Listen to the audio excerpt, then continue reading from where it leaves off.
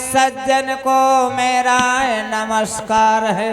कृपया आप लोग शांत बनाए रखें और अपना अपना स्थान दबाए रखें और भगवान के नाम पर और माँ सरस्वती माता जी के नाम पर आप लोग एक बार जयकार बोल दीजिए, ताकि जो इस महफिल में खुजरा अलाई बलाई साथ में आया है वो दूर चला जाए।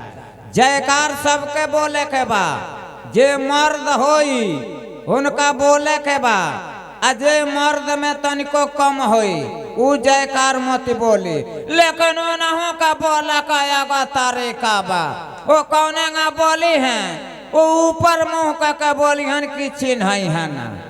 बोलिए सरस्वती माता की।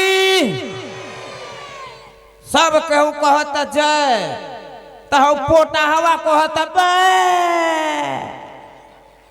अरे बाबू धनहर गांव पुअरे से चिन्हाला।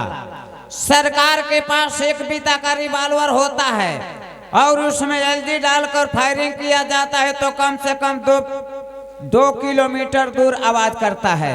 आप लोग हट्ठा कट्ठा 3.5 हाथ का पट्ठा, कोई आधा पाव कोई 1 पाव 2 किलो तक खाना खा कर आए हैं और भगवान के नाम पर आप लोग जयकार बोलते हैं बकरी के तरह।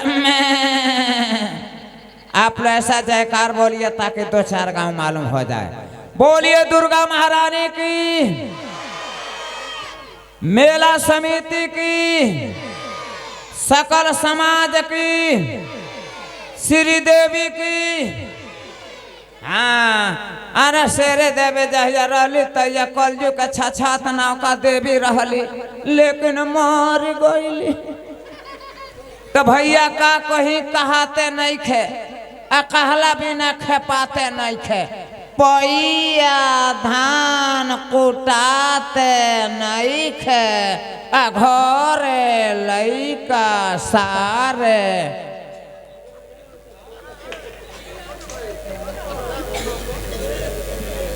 आ गए संजय टेंट हाउस शीतलपुरा। 21 रुपया के पुरस्कार बा। माँ सरस्वती जी वहाँ के कमाई में लाख रुपया के बरकती।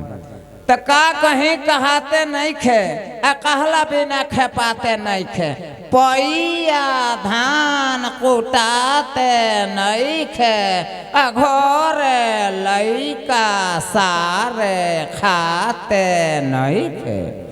बाप परेशान बा बेटा से, देश परेशान बा नेता से, नाक परेशान बा पोटा से, खेत परेशान बा बनरी झिरुआ मोथा से।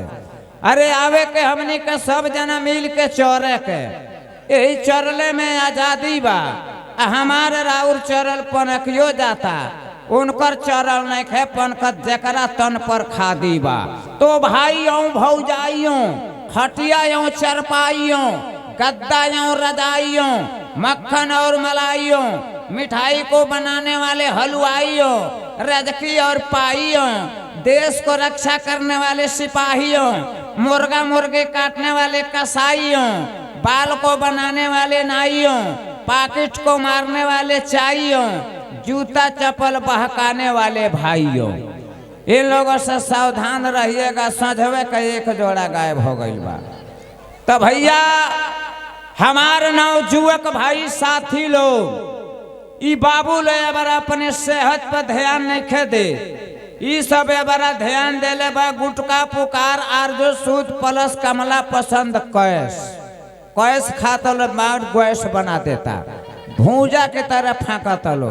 भैया शरीर के ताकत हो लार, यह लरवा जौन बा तौन पाचन शक्ति के बनावेला आ भूख के लगावेला।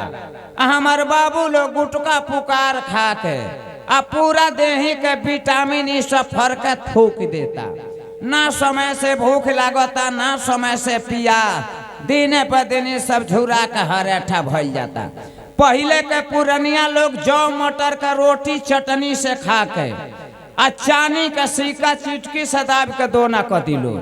अरे बेरा के जमान वालों की 12 बीजन घी मलीदा अचार खाता लो, लेकिन एगो